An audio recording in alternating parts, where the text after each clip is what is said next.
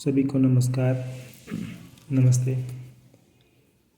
आज का वीडियो अग्निहोत्र कृषि कैसे करें इस विषय पे आधारित है।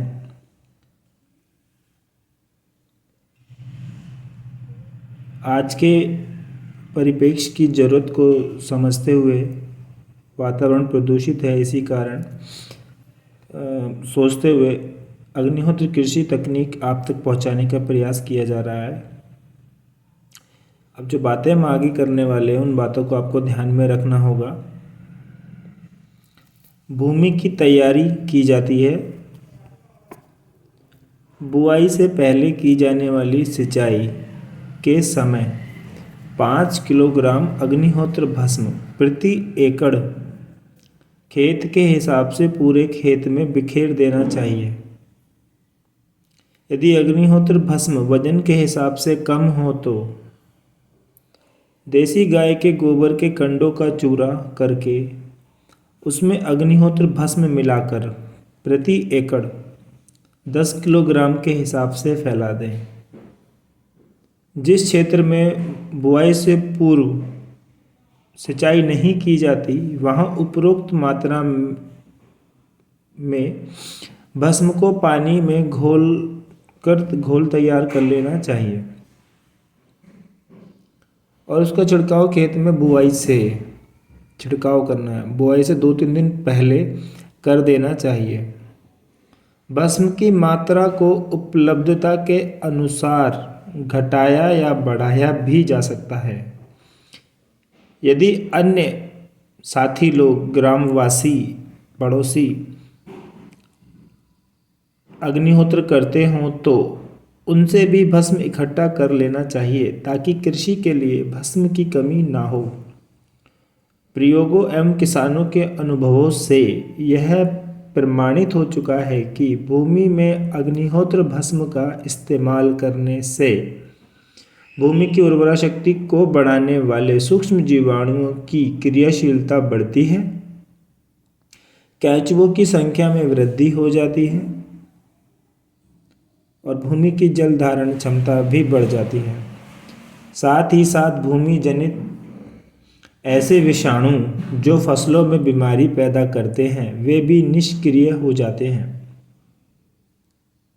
अग्निहोत्र भस्म में NPK नाइट्रोजन फास्फोरस पोटास की मात्रा क्रमशः 0.0397 और 2.30% पाई जाती है।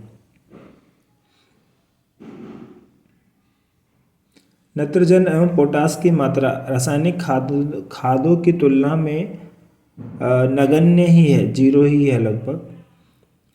इसलिए यह भस्म किस प्रकार इतनी प्रभावी है यह वैज्ञानिकों के लिए एक शोध का विषय है, रिसर्च का विषय है।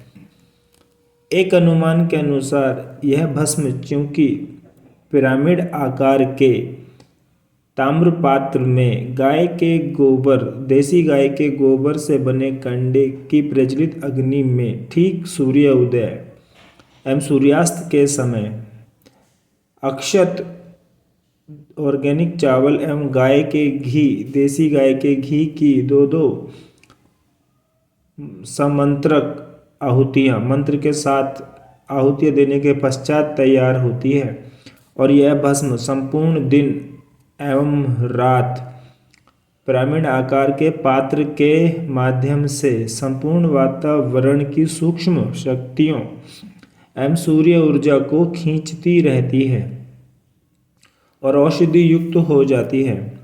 अग्निहोत्र भस्म में व्याप्त प्रचंड शक्तियों का विश्लेषण करना शायद वर्तमान में उपलब्ध वैज्ञानिक उपकरणों की सीमा के बाहर हो, परंतु भस्म में व्याप्त इन कल्याणकारी शक्तियों के प्रभाव को तो फसलों उत्पादन के माध्यम से देखा ही जा सकता है।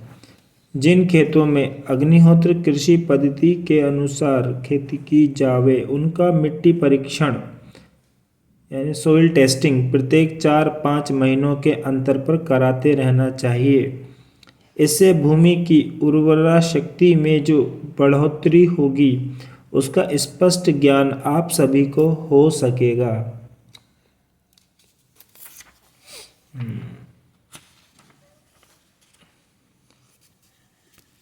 मृदा विज्ञान के वैज्ञानिकों के लिए तो यह एक शोध का विषय हो सकता है। अगला, बीज उपचार। अनेक प्रकार के रोगाणु व विषाणु ऐसे होते हैं जो बीज जनित होते हैं, अर्थात बीज से ही पैदा होते हैं। ये बीज जनित रोगाणु फसल में अनेक प्रकार की बीमारियों का कारण बनते हैं। इनसे बचने के लिए प्रचलित कृषि पद्धति में विभिन्न प्रकार की रासायनिक दवाइयों से बीजोपचार किया जाता है। उपरोक्त बीजोपचार से फसलों में बीज जनित रोग होने की संभावना तो कम हो जाती है, परंतु रासायनिक दवाओं का दुष्प्रभाव तो अंकुरित बीजों व मासूम पौधों को भुगतना ही पड़ता है। इन दुष्परिणामों से बचने का उपाय अग्निहोत्र कृषि पद्धति में है। इस पद्धति के अनुसार बुआई से 24 घंटे पहले बीज का अग्निहोत्र भस्म प्लस गौमूत्र से उपचार कर लेते हैं। कैसे? 20 ग्राम अग्निहोत्र भस्म को गौमूत्र के साथ मिलाकर एक घोल तैयार कर लेते हैं। यह घोल 1 किलो बीज उपचारित करने के लिए पर्याप्त होता है। बीज उपचारित करने के बाद छाया में सुखाने के लिए रख देना चाहिए ताकि बुआई करने में आसानी हो जाए। यदि बीज की जगह नर्सरी का प्रयोग करना हो, जैसे धान की बेड या साग सब्जियां या फल फूलों की नर्सरी, तो उपरोक्त घोल में आवश्यकता अनुसार पानी मिलाकर घोल को पतला बनाया जा सकता है और उसमें नर्सरी की बेड को या पौधों को 3-4 घंटों के लिए डुबोकर रख देना चाहिए।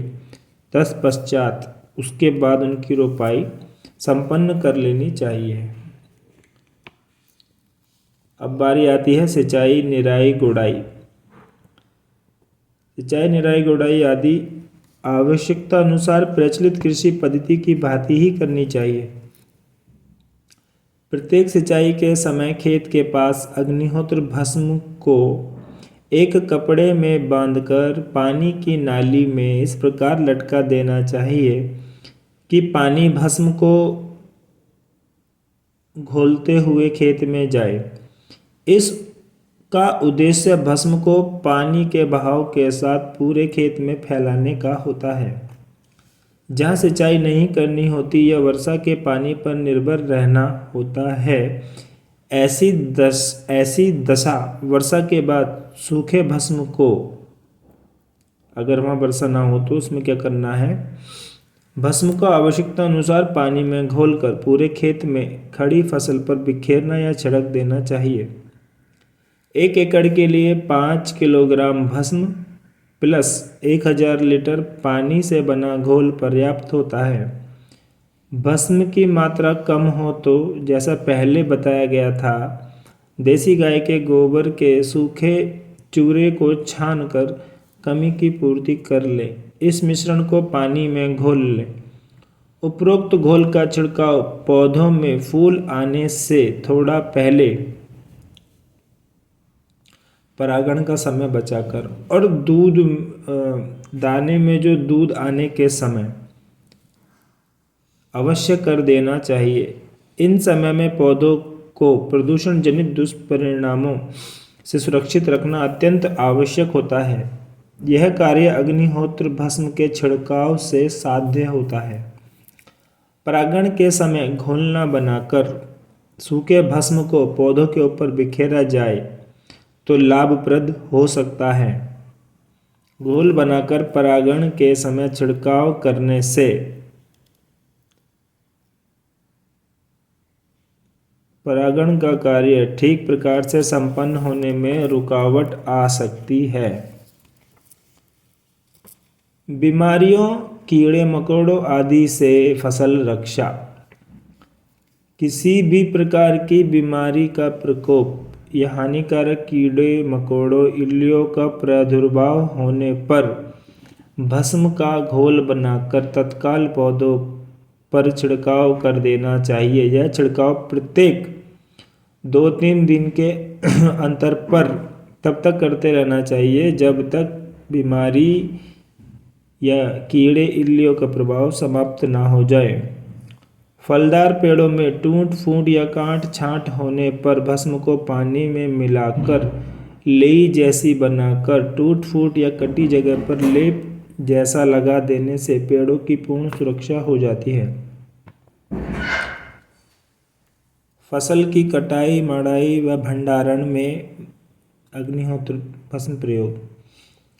फसल के ठीक प्रकार से पक जाने के बाद कटाई करके अनाज को लंबे समय तक भंडारित करना होता है। फलों व सब्जियों को 4-6 दिन या सप्ताह भर बिना किसी नुकसान के रखना होता है। इसके लिए भी किसान अनेक प्रकार की रासायनिक दवाओं का इस्तेमाल करता है। ये दवाएं अत्यंत जहरीली होती हैं और इनका अनाज में काफ़ी समय तक प्रभाव रहता है। इस प्रकार रखे गए अनाज फल या सब्जियों का इस्तेमाल भोजन के रूप में अत्यंत नुकसानदेह होता है। इससे अनेक प्रकार की बीमारियों के हम शिकार हो जाते हैं। इन दुष्परिणामों से बचने के लिए अग्निहोत्र कृषि में उपाय है। अनाज को भंडारित करने से पूर्व धूप में अच्छी तरह सुखा लें। या तो पूरे अनाज को अग्निहोत्र भस्म में अच्छी तरह मिला लें या फिर भंडारण पात्र में पहले अग्निहोत्र भस्म की एक तह बिछा लें। पात्र की आधी ऊंचाई तक अनाज भरने के बाद फिर भस्म की एक तह बिछा लें और पूरा पात्र भरने के बाद तीसरी और अंतिम तह बिछा दें। ऐसा करने से किसी भी प्रकार के रोगाणु या कीड़ों इल्लियों का प्रभाव भंडारित अनाज पर नहीं होगा। फल एवं सब्जियों को भी काफ़ी समय तक सुरक्षित बनाए रखने में अग्निहोत्र भस्म अत्यंत प्रभावी साबित हो सकता है।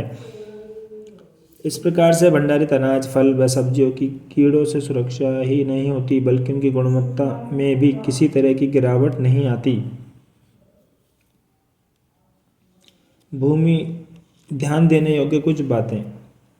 भूमि की तैयारी से लेकर कटाई मड़ाई व भंडारण तक नित्य बिना किसी नागे के अग्निहोत्र होना अनिवार्य है। दूसरी बात, 1 एकड़ से 200 एकड़ तक खेत के बीच में एक अग्निहोत्र आचरण काफ़ी है। अधिक बड़े फार्म के लिए सेंटर के अलावा चारों दिशाओं में एक इस प्रकार 5 स्थानों पर अग्निहोत्र होना चाहिए। बुआई के समय, तीसरा पॉइंट, फसलों में फूल आने के समय, दाने बनते समय खेत में कम से कम 12 घंटे का महामृत्युंजय यज्ञ अत्यंत प्रभावी हो सकता है। हर अमावस्या पूर्णिमा को 1 से 24 घंटे तक अपनी क्षमता के अनुसार महामृत्युंजय यज्ञ हो। यज्ञ का आरंभ व अंत व्याति होम से करें। छिड़काव के लिए अग्निहोत्र भस्म को महीन कपड़े से छानकर ही प्रयोग करें। छानते समय त्र्यंबकम या गायत्री या जो भी वेद मंत्र आता हो उसका मन ही मन उच्चारण करें। 5वां पॉइंट, खेत में नित्य अग्निहोत्र आचरण का पालन असंभव होने की दशा में मात्र बुआई के समय, फूल आने व दाना बनते समय एक सप्ताह के लिए भी खेत में अग्निहोत्र आचरण करना लाभदायक सिद्ध हो सकता है। वैसे यह वैज्ञानिकों के लिए शोध का विषय भी हो सकता है। यह ध्यान रहे कि अग्निहोत्र मूल यज्ञ है और व्याति होम तथा त्र्यंबकम मात्र इसके सहायक हैं, विकल्प नहीं।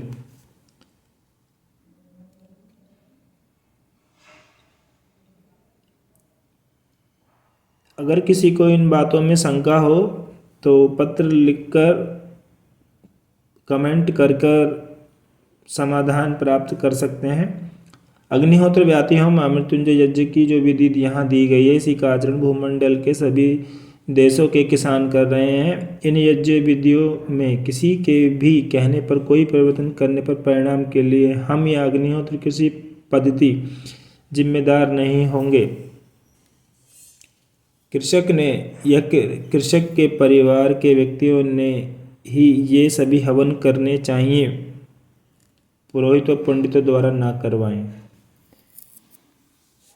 इस वीडियो में भी इतना ही। चैनल को लाइक करें, सब्सक्राइब करें, वीडियो को शेयर करें। अगर आप सभी लोग स्वस्थ भोजन प्राप्त करना चाहते हैं तो इस वीडियो को अधिक से अधिक लाइक और शेयर कीजिए। हर माध्यम से अपने इंस्टाग्राम पे, फेसबुक पे, व्हाट्सएप पे, जैसे भी आप इसे शेयर कर सकते हैं, लोगों को शेयर कीजिए। हम सभी स्वस्थ रहना चाहते हैं, स्वस्थ सभी को बनाना चाहते हैं। धन्यवाद, मिलते हैं अगली वीडियो में।